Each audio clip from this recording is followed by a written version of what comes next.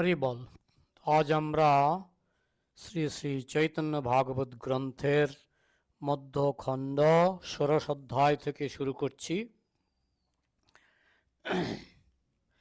জয় জয় মহামহেশ্বর গৌরচন্দ্র, জয় জয় বিশ্বম্ভর প্রিয় প্রিয় ভক্তবৃন্দ। মহামহেশ্বর গৌরচন্দ্রের জয় হোক। বিশ্বম্ভরের প্রিয় মানে মহাপ্রভুর প্রিয় ভক্তবৃন্দের জয় হোক।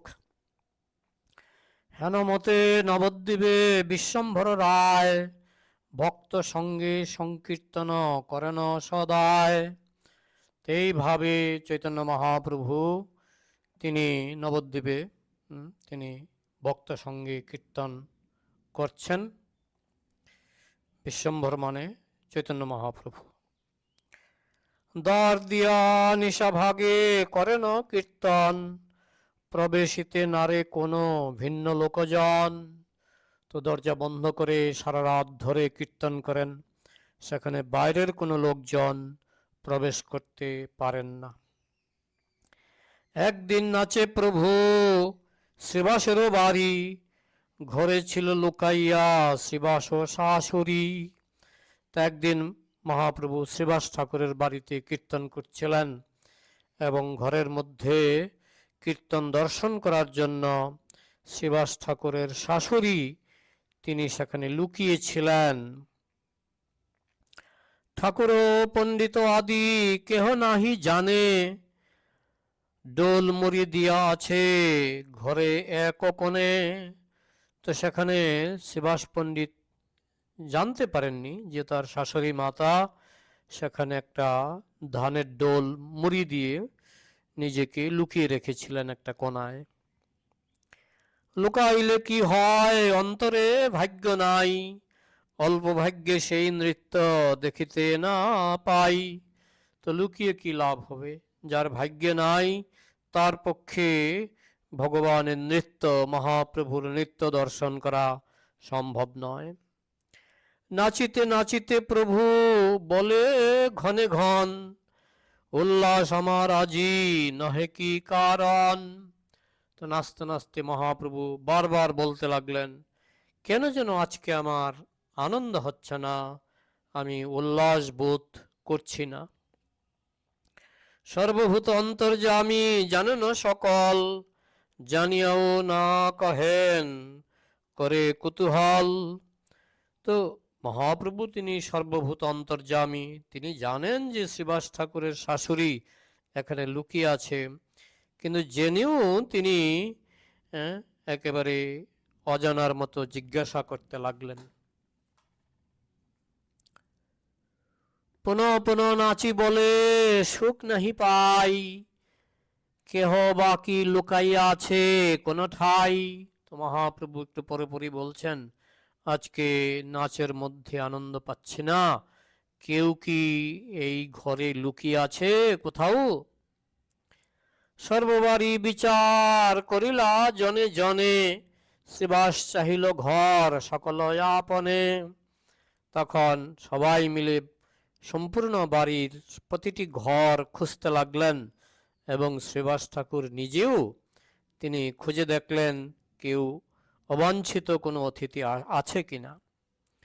ভিন্ন কেহ নাহি বলি করে কীর্তন, উল্লাস না বারে প্রভু শ্রী সচিনন্দন। তো সবাই বলছে কেউ তো নাই, আমাদের ভক্ত ছাড়া বাইরের কেউ নাই।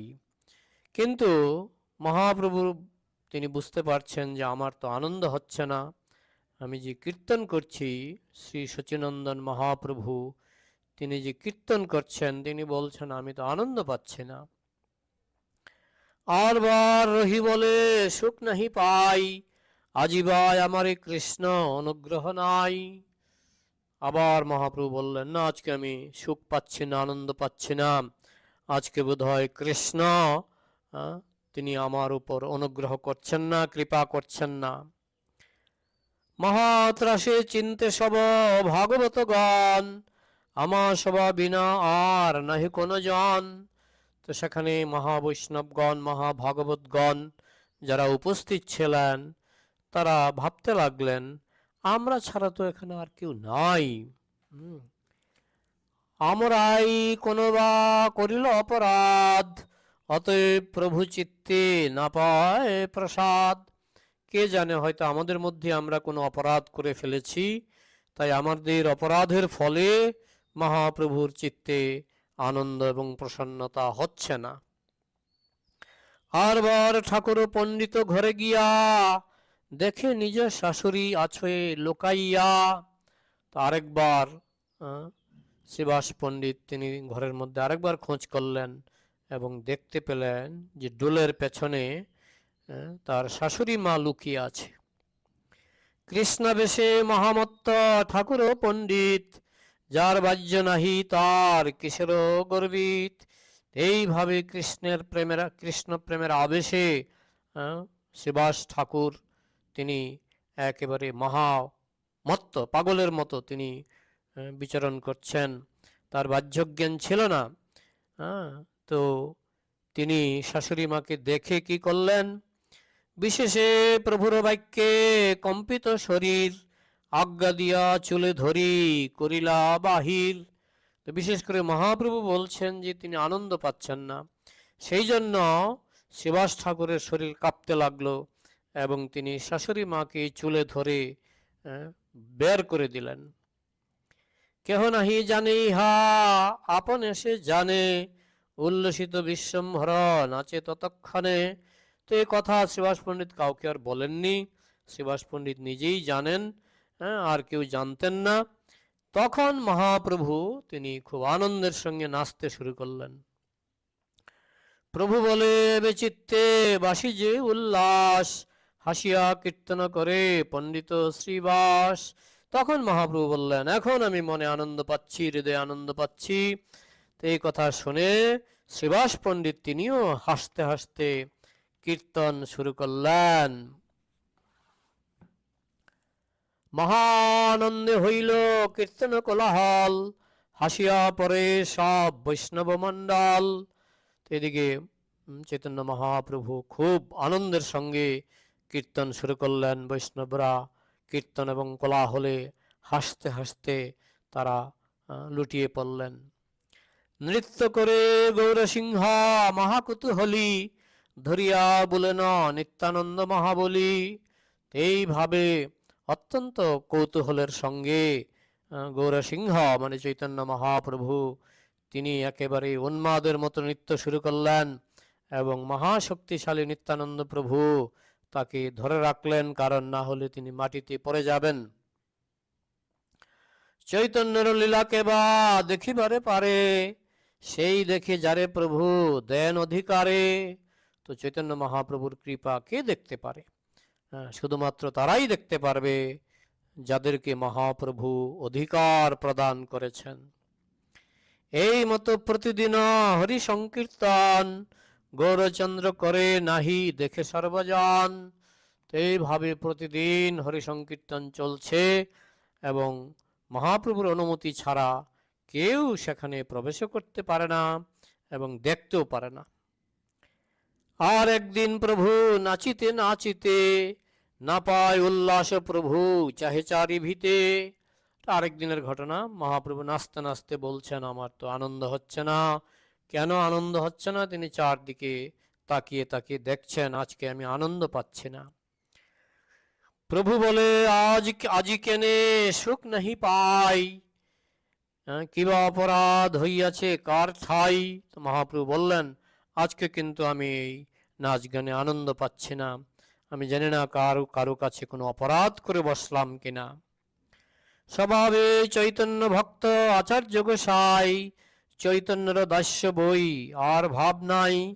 এইদিকে অদ্বৈত আচার্য গোসাই তিনি তার স্বভাবই হচ্ছে যে তিনি চৈতন্য মহাপ্রভুর ভক্ত এবং তিনি মনে মনে ভাবেন যে আমি চৈতন্য মহাপ্রভুর দাসানুদাস, এছাড়া তার আর কোনো ভাব নাই। যখন খট্টায় ওঠে প্রভু বিশ্বম্ভর, চরণ অর্পয় সর্ব শিরের উপর। তো যখন মহাপ্রভু খাটের উপর বসে যান এবং সমস্ত ভক্তদের মাথার উপর চরণ অর্পণ করতে শুরু করেন, যখন ঠাকুর নিজ ঐশ্বর্য প্রকাশে, তখন অদ্বৈত সুখ সিন্ধু মাঝে ভাসে। এইভাবে যখন চৈতন্য মহাপ্রভু তার ঐশ্বর্য প্রকাশ করতে লাগলেন, তখন অদ্বৈত আচার্য এসব দেখে তিনি খুব আনন্দ সাগরে ভাসতে লাগলেন। প্রভু বলে, আরে নারা, তুই মোর দাস। তখন অদ্বৈত পায় অনন্ত উল্লাস। তখন মহাপ্রভু তিনি সেইভাবে অবস্থিত হয়ে তিনি বলেন, আরে নারা, নারা মানে অদ্বৈত, অদ্বৈত আচার্য, যে তুই তো আমার দাস। তো এই কথা শুনে অদ্বৈত আচার্য মনের মধ্যে অনন্ত আনন্দ, অনন্ত উল্লাস তিনি পেতেন। অচিন্ত গৌরাঙ্গ তত্ত্ব বুঝানো না যায়, সেই ক্ষণে ধর সর্ব বৈষ্ণবের পায়। তো কখনো এরকম বলছেন যে আমি তোমাদের সকলের প্রভু, তোমরা সকলে আমার দাস, আবার তার পর মুহূর্তেই বলছে তোমরা সবাই আমার প্রভু, আমি তোমাদের ভক্ত। এইটাও মহাপ্রভুর অচিন্ত লীলা, এটা বোঝা খুব কঠিন। কখনো তিনি ভক্তরূপে লীলা করছেন, কখনো তিনি কৃষ্ণরূপে লীলা করছেন। যখন তিনি ভক্তরূপে লীলা করছেন তখন তিনি সমস্ত বৈষ্ণবের চরণ স্পর্শ করেন, আর যখন তিনি ভগবান রূপে লীলা করেন তখন তিনি সমস্ত বৈষ্ণবের মাথায় চরণ দান করেন। দর্শনে ধরিয়া তৃণ করে ক্রন্দন, কৃষ্ণরে বাপরে তুই মহার জীবন।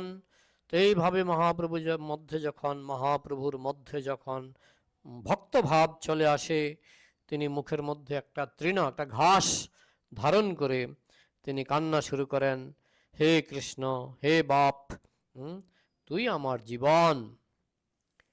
এমন ক্রন্দন করে পাষাণ বিদরে, নিরন্তর দাস্য ভাবে প্রভু কেলি করে। তার যখন এই দাস্য ভাব জাগ্রত হয়, তিনি এমনভাবে কান্না করেন যে সে কান্নায় পাষাণ পর্যন্ত, পাথর পর্যন্ত গলে যায়। এইভাবে তখন দাস্য ভাবে যে আমি কৃষ্ণের দাস, এইভাবে মহাপ্রভু তিনি লীলা করেন।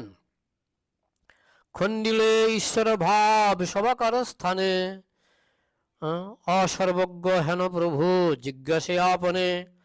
আবার যখন এই ঈশ্বর ভাব যখন খণ্ডন হয়ে যায়, তখন তিনি একেবারে কিছুই জানেন না, কিছুই বুঝেন না। এইভাবে তিনি ভক্তদেরকে জিজ্ঞাসা করলেন, কিছু কি চাঞ্চল্যময়ী উপাধিক করু, বলি হো মহারে যেন সেই ক্ষণে মরু। তখন মহাপ্রভু ভক্তদেরকে বললেন, আমি কি কিছু চঞ্চলতা প্রকাশ করেছি? আমি কি কিছু ভুলভ্রান্তি কিছু করেছি? হ্যাঁ, কৃষ্ণ মোর প্রাণধন, কৃষ্ণ মোর ধর্ম, তোমরা মহার ভাই, বন্ধু জন্ম জন্ম। মহাপ্রভু বলছেন, কৃষ্ণই আমার প্রাণধন, কৃষ্ণই আমার ধর্ম, আর তোমরা সমস্ত বৈষ্ণবরা জন্ম জন্ম ধরে আমার ভাই এবং বন্ধু। কৃষ্ণদাস্য বহিয়ার নাহি অন্য গতি, বোঝাহ মহার পাছে হয় আরো মতি। কৃষ্ণদাস্য ছাড়া আমার আর কোনো গতি নাই। তা আমার যদি অন্যমতি হয়, অন্য বুদ্ধি হয়, আমাকে বুঝিও, আমাকে ছেড়ে দিও না, আমাকে বোঝাবে যে আমি ভুল করছি। ভয় সব বৈষ্ণব করে না সংকোচন, হেন প্রাণ নাহি কারু করিবে কথন। তো মহাপ্রভুর এই কথা শুনে সমস্ত বৈষ্ণবরা ভয়ে একেবারে সংকুচিত হয়ে যেতেন। কারো সাহস ছিল না যে মহাপ্রভুকে এসে বলবেন যে আপনি তো একটু আগে বললেন আপনি ভগবান, এখন আপনি বলছেন আপনি ভগবানের দাস। তো এই কথা বলার সাহস কারো হচ্ছিল না। এই মতো যখন আপনে আজ্ঞা করে, তখন সে চরণ স্পর্শিতে সবে পারে। এইভাবে মহাপ্রভু যখন নিজেই বলেন যে আমি বিষ্ণু, তোমরা সবাই আমার চরণ স্পর্শ করো, এবং সবার মাথায় চরণ তুলে দেন, সেই সময় সবাই সুযোগ নিতে পারে। কিন্তু যখন চৈতন্য মহাপ্রভুর মধ্যে ভক্তভাব জাগ্রত হয়ে যায়, তখন আর কেউ তার চরণ স্পর্শ করতে পারে না, বরং তখন মহাপ্রভু সবার চরণ স্পর্শ করতে শুরু করেন। নিরন্তর দাস্য ভাবে বৈষ্ণব দেখিয়া, চরণের লয় সম্ভ্রমে উঠিয়া, যখন তার মধ্যে দাস্য ভাব প্রবল হয়ে যায়, তখন মহাপ্রভু অত্যন্ত শ্রদ্ধার সঙ্গে উঠে সমস্ত বৈষ্ণবের চরণ স্পর্শ করে তাদের চরণের ধূলি গ্রহণ করতে শুরু করেন। ইহাতে বৈষ্ণব সব দুঃখ পায় মনে, অতএব সবারে করা করে আলিঙ্গনে। এইভাবে বৈষ্ণবরা খুব দুঃখ পায়, মহাপ্রভু যখন তাদের চরণ স্পর্শ করেন বৈষ্ণবরা মনে মনে খুব দুঃখ পায়। তখন তাদের দুঃখ যখন মহাপ্রভু বুঝতে পারেন, তখন তাদের সঙ্গে আলিঙ্গন করেন। গুরু বুদ্ধি অদ্বৈতেরে করে নিরন্তর, এতে অদ্বৈত দুঃখ পায় বহুতর। মনে মনে সবসময় অদ্বৈত আচার্যকে গুরু জ্ঞানে, অর্থাৎ অদ্বৈত আচার্য আমার গুরু, এই ভেবে চৈতন্য মহাপ্রভু অদ্বৈত আচার্যকে সম্মান করেন, এবং এতে অদ্বৈত আচার্য মনে খুব দুঃখ পান, কারণ তিনি জানতেন যে চৈতন্য মহাপ্রভু স্বয়ং কৃষ্ণ ভগবান। আপনিও সেবিতে সাক্ষাতে নাহি পায়, উলটিয়া আরু প্রভু ধরে দুই পায়। এইভাবে মাঝে মধ্যে এরকম হয়ে যায় যে অদ্বৈত আচার্য তিনি মহাপ্রভুর সেবার সুযোগ পান না, বরং উল্টো হয়ে যায়। চৈতন্য মহাপ্রভু এসে অদ্বৈত আচার্যের দুই পায়ে ধরে ফেলে, একেবারে উল্টো। যে চরণ মনে চিনতে সে হইল সাক্ষাতে, অদ্বৈতের ইচ্ছা থাকি সদাই তাহাতে। যে চরণ মনে মনে চিন্তা করলে মানুষের পরম কল্যাণ হয়, সেই ভগবান আজ চৈতন্য মহাপ্রভু রূপে তিনি আমাদের সামনে সাক্ষাৎ দর্শন দিচ্ছেন। তাই অদ্বৈত আচার্যের ইচ্ছা যে আমি যেন সেই চরণেই সবসময় থাক। সাক্ষাতে না পারে প্রভু করিয়াছে রাগ, তথাপিও চুরি করে চরণ পরাগ। তো এইভাবে ওই সরাসরি ভাবে যখন মহাপ্রভু যখন অদ্বৈত আচার্যের চরণ স্পর্শ করতে পারেন না, তখন মহাপ্রভুর মনে ক্রোধ উৎপন্ন হয়। কিন্তু মাঝে মধ্যেই চুরি করে ওই মহাপ্রভুর চরণ ধূলি গ্রহণ করেন, এবং অদ্বৈত আচার্য চুরি করে মহাপ্রভুর চরণ ধূলি গ্রহণ করেন। ভাবাবেশে প্রভু যে সময়ে মূর্ছা পায়, তখন অদ্বৈত চরণেরও পাছে যায়। যখন প্রেমের ভাবে, প্রেমের আবেশে যখন মহাপ্রভু অজ্ঞান হয়ে পড়ে যেতেন, তখন অদ্বৈত আচার্য মহাপ্রভুর চরণের কাছে গিয়ে তার চরণধূলি গ্রহণ করতেন। দণ্ডবত হইয়া পড়ে চরণের তলে, পাখালে চরণ দুই নয়নের জলে। এই সুযোগে যখন মহাপ্রভু অজ্ঞান হয়ে পড়ে যেতেন, তখন অদ্বৈত আচার্য তিনি মহাপ্রভুর চরণে লুটিয়ে পড়তেন এবং তার নয়নের জলে মহাপ্রভুর চরণ ধুয়ে ফেলতেন। কখনো বা মুছিয়া পুছিয়া লয় শিরে, কখনো বা সরঙ্গ বিহিত পূজা করে। কখনো কখনো তার চোখের জলে চরণ ভিজিয়ে সেখান থেকে মুছে এবং পুছে মস্তকে ধারণ করতেন চরণের ধোলা। আবার কখনো কখনো সরঙ্গ উপাচারে পূজা করতেন, চরণের পূজা। এহ কর্ম অদ্বৈত করিতে পারে মাত্র, প্রভু করিয়াছে যারে মহা পাত্র। তো এই যে সুযোগ, এটা একমাত্র অদ্বৈত আচার্যই পেতেন, কারণ মহাপ্রভু অদ্বৈত আচার্যকে তিনি এক মহাস্থান দান করেছিলেন, মহাপাত্র বানিয়ে দিয়েছিলেন। সকল বৈষ্ণব বলে অদ্বৈত সে ধন্য, অতএব অদ্বৈত সবার অগ্রগণ্য। সকল বৈষ্ণব বলে অদ্বৈত সে ধন্য, সবাই ধন্য ধন্য করতেন যে অদ্বৈত আচার্য, আসলে তো অদ্বৈত আচার্য ছিলেন মহাবিষ্ণু, তাই সকলেই অদ্বৈত আচার্যকে অগ্রগণ্য বৈষ্ণব বলে ধন্য ধন্য করতে লাগলেন। অদ্বৈত সিংহের এই একান্ত মহিমা, এর রহস্য নাহি জানে যত দুষ্ট জানা। তো অদ্বৈত আচার্যের যে এই যে মহিমা, তিনি যে মহাবিষ্ণুর অবতার, এটা দুষ্ট লোক জানতেন না। একদিন মহাপ্রভু বিশ্বম্ভর নাচে, আনন্দে অদ্বৈত তান বলে পাছে। একদিন মহাপ্রভু তিনি খুব আনন্দে নাচতে লাগলেন, আর অদ্বৈত আচার্য মহাপ্রভুর পেছনে পেছনে তিনি যেতে লাগলেন।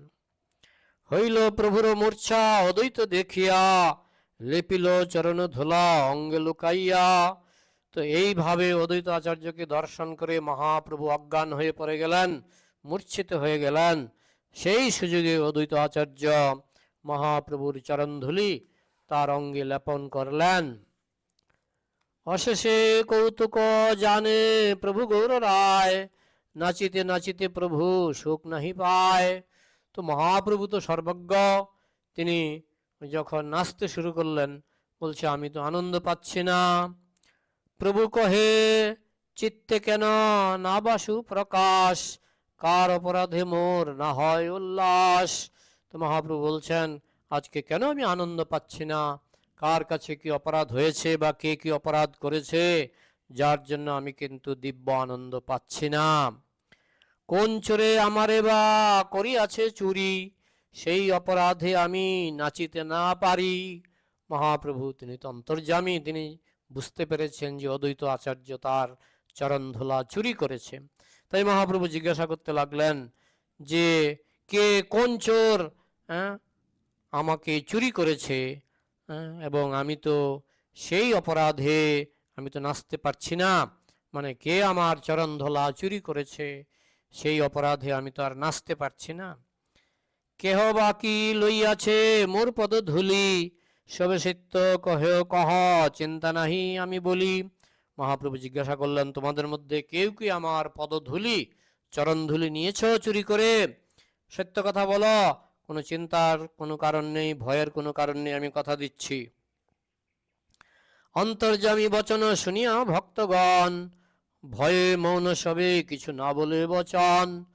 তো সব ভক্তরাই জানতেন যে চৈতন্য মহাপ্রভু অন্তর্যামী, তিনি সকলের অন্তরের কথা জানেন, কিন্তু অদ্বৈত আচার্য যে তার চরণধূলি গ্রহণ করেছেন সেই কথা কেউ সাহস করে বলেননি। বলিলে অদ্বৈত ভয়, না বলিলে মরি। এখন যদি বলে দিই যে অদ্বৈত আচার্য আপনার চরণধুলা চুরি করেছে, তাহলে অদ্বৈত আচার্য রেগে যাবে, সেখানেও ভয়ের কারণ। আবার না বললে মহাপ্রভু সব জানতা সর্বজ্ঞ, তিনিও আমাদের উপর রেগে যাবেন। বুঝিয়া অদ্বৈত বলে, অদ্বৈত বুঝতে পারলেন যে এখন ভক্তরা বিপদে পড়ে গেছে, তাই অদ্বৈত আচার্য নিজেই আত্মসমর্পণ করলেন, নিজেই বলতে লাগলেন। বুঝিয়া অদ্বৈত বলে জোড়হস্ত করি, হাত জোর করে অদ্বৈত আচার্য বলতে লাগলেন, শোনো বাপ, চোরে যদি সাক্ষাৎ না পায় তবে তার অগোচরে লইতে জোয়ায়। তখন অদ্বৈত আচার্য বললেন আমি তো সরাসরি তোমার চরণধূলি চুরি করতে পারি না, তাই তুমি যখন অজ্ঞান হয়ে পড়ে যাও তোমার অগোচরে আমি চরণধূলি গ্রহণ করার সাহস করি। মুই চুরি করিয়াছ মোরে ক্ষম দোষ, আর না করিব যদি তোরা অসন্তোষ। তো আমি তোমার চরণধূলি চুরি করেছি, আমার দোষ হয়ে গেলে ক্ষমা করো, ভবিষ্যতে আর তোমার অসন্তোষ করে আমি আর এরকম করব না। অদ্বৈতর বাক্যে মহা ক্রুদ্ধ বিশ্বম্ভর, অদ্বৈত মহিমা ক্রোধে বলয়ে বিস্তার। তো অদ্বৈতের কথা শুনে মহাপ্রভু অত্যন্ত রাগান্বিত হলেন এবং ক্রোধের বশে তিনি এমন ভাষা বলতে লাগলেন যেগুলি পরোক্ষভাবে অদ্বৈত প্রভুর গুণকীর্তনই হচ্ছে, কিন্তু তিনি এমনভাবে মানে মনে হচ্ছে যেন গালিগালাজ করছেন, কিন্তু আসলে তিনি এমনভাবে ভাষা প্রয়োগ করছেন যাতে অদ্বৈত আচার্যের গুণকীর্তন হচ্ছিল।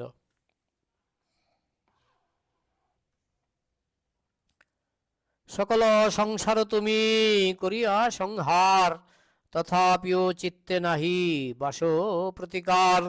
মহাপ্রভু তখন অদ্বৈত আচার্যকে বলতে লাগলেন তুমি সমস্ত সংসারকে তুমি সংহার করা। আসলে প্রলয়ের কারণ তো মহাবিষ্ণু, মহাবিষ্ণুর নিঃশ্বাসে সব প্রলয় হয়, তো সেটাই বলছেন।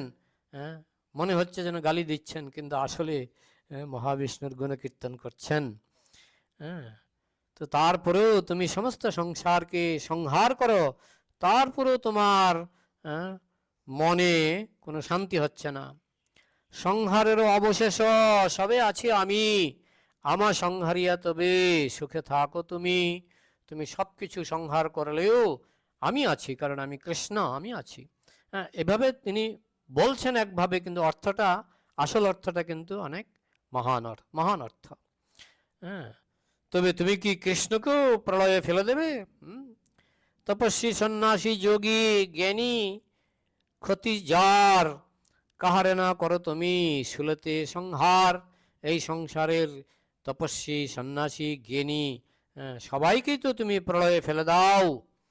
কৃতার্থ হইতে যে আইসে তোমার স্থানে, তাহারে সংহার কর ধরিয়া চরণে। তো যে তোমার কাছে উদ্ধার পাওয়ার জন্য আসে, তুমি তার চরণ স্পর্শ করে তাকে বিপদে ফেলে দিচ্ছ, তারও সংহার করে দিচ্ছ। মথুরা নিবাসী এক পরম বৈষ্ণব, তোমারে দেখিত আইল চরণ বৈভব। মথুরা থেকে একজন বৈষ্ণব তোমার চরণের মহিমা দর্শন করার জন্য এসেছিলেন। তোমা দেখি কোথা সে পাইবে বিষ্ণু ভক্তি, আরু সংহারিলে তার চিরন্তন শক্তি। তো সেই মথুরাবাসী বৈষ্ণব কোথায় তোমার দর্শনে তার বিষ্ণু ভক্তি হবে? তুমি বরং তার চিরন্তন শক্তিকে সংহার করে দিয়েছিলে। তো এখানে মথুরাবাসী বৈষ্ণব বলতে এখানে মহাপ্রভু নিজেকে বুঝিয়েছেন, কারণ মহাপ্রভু হচ্ছেন কৃষ্ণেরই। তিনি দ্বাপর যুগে মথুরায় অবতীর্ণ হয়েছিলেন এবং কলিযুগে এই নবদ্বীপে অবতীর্ণ হয়েছিলেন। তাই তিনি যখন বলছেন মথুরাবাসী বৈষ্ণব, তো তিনি এখানে নিজেকেই বুঝিয়েছেন। তো মথুরাবাসী এক পরম বৈষ্ণব, তোমারও দেখিতে আইলো চরণ বৈভব। তোমার চরণের কৃপা, হে অদ্বৈত আচার্য, তোমার চরণের কৃপা দর্শন করার জন্য, তোমার চরণের ক্ষমতা দর্শন করার জন্য সেই মথুরাবাসী বৈষ্ণব, মানে মহাপ্রভু নিজেকেই বোঝাচ্ছেন যে মথুরাবাসী বৈষ্ণব তোমার চরণের বৈভব উপলব্ধি করার জন্য, দর্শন করার জন্য তোমার কাছে এসেছে। তো এইটাই এখানে বোঝানো হচ্ছে। লইয়া চরণ ধুলি তারে কইলা ক্ষয়, সংহার করিতে তুমি পরম নির্দয়। তুমি সেই বৈষ্ণবের চরণ ধুলি গ্রহণ করে তুমি তার সংহার করে দিলে, তুমি অত্যন্ত নিষ্ঠুর। অনন্ত ব্রহ্মাণ্ডে যত আছে ভক্তি যোগ, সকল তোমারে কৃষ্ণ দিল উপযোগ।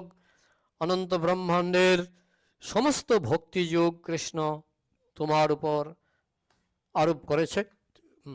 তথাপিও তুমি চুরি করো ক্ষুদ্র স্থানে, ক্ষুদ্র সংহারিতে কৃপা নাহিবাস মনে। তারপরে তুমি আমার মতো ক্ষুদ্র জায়গায়, এখানে মহাপ্রভু অত্যন্ত বিনীত ভাবে, ভক্তের ভাবে তিনি বলছেন যে আমার মতো ক্ষুদ্র জায়গায় তুমি এইভাবে আমার পায়ের ধোলা তুমি চুরি করছো, তুমি কি আমাকেও সংহার করবে?